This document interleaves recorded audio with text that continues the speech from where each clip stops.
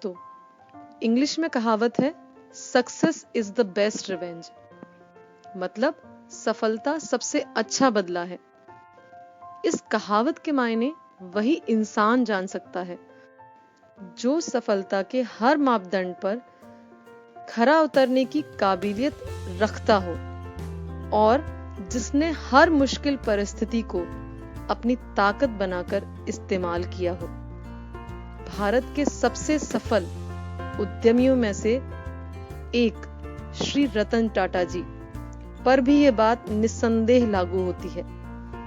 कहते हैं, अक्सर आम लोग अपमान का बदला तत्काल ले लेते हैं, लेकिन महान लोग उसे अपनी सफलता की सीढ़ी बना लेते हैं।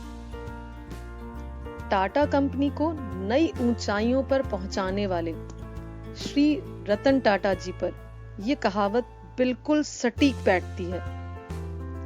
टाटा सन्स में 100 से ज्यादा कंपनियां आती हैं। इन कंपनियों में सुई से लेकर स्टील, चाय से लेकर 5 स्टार होटल तक और नैनो से लेकर एरोप्लेन तक सब कुछ मिलता है। आज हम यहाँ टाटा ग्रुप के चेयरमैन रहे श्री रतन टाटा जी के जीवन की एक ऐसी कहानी की बात कर रहे हैं जो हम सभी के लिए प्रेरणादायक है। कहानी जानने से पहले हम रतन टाटा जी के बारे में थोड़ा जान लेते हैं, तो इससे कहानी को समझने में और आसानी होगी। रतन टाटा जी की जिंदगी उतार चढ़ावों से भरी रही है। उनका जन्म 28 दिसंबर 1937 को हुआ था। वे टाटा समूह के संस्थापक जमशेदजी टाटा के दत्तक पोते नवल टाटा के बेटे हैं।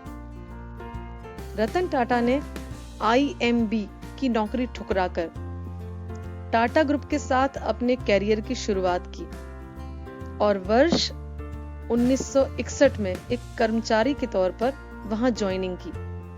लेकिन वर्ष 1991 आते आते उन्होंने अपनी मेहनत और लगन से टाटा ग्रुप में एक अच्छी जगह बनाई और वे वहां के अध्यक्ष बन गए।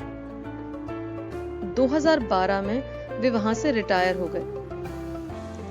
रतन टाटा जी ने अपने 21 वर्ष के इस राज में कंपनी को शिखर पर पहुंचा दिया और कंपनी की वैल्यू को 50 गुना से भी ज्यादा बढ़ा दिया।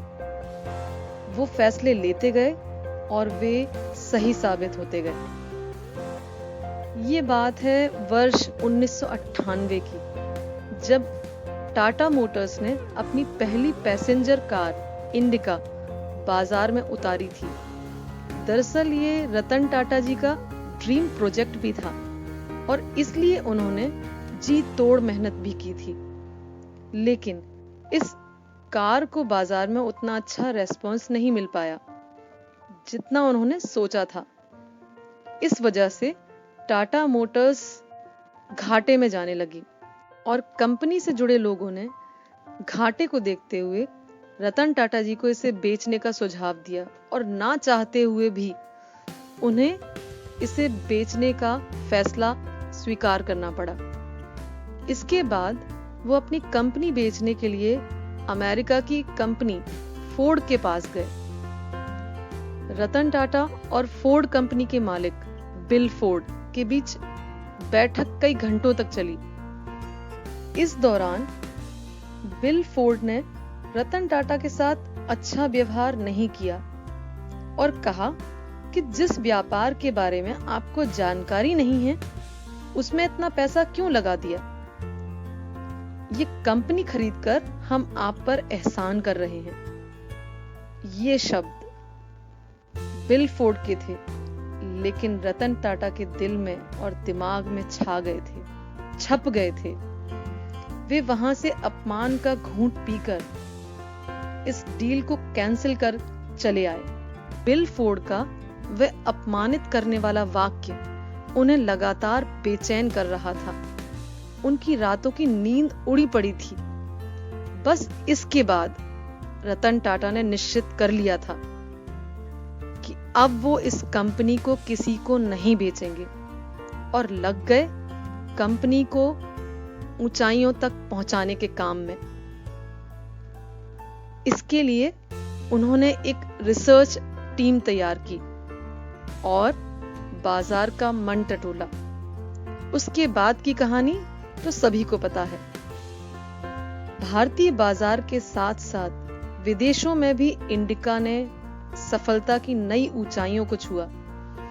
तो वहीं दूसरी ओर इस घटना के बाद फोर्ड कंपनी का पतन शुरू हो गया था। वर्ष 2008 तक आते आते फोर्ड कंपनी दिवालिया होने की कगार पर पहुंच गई थी।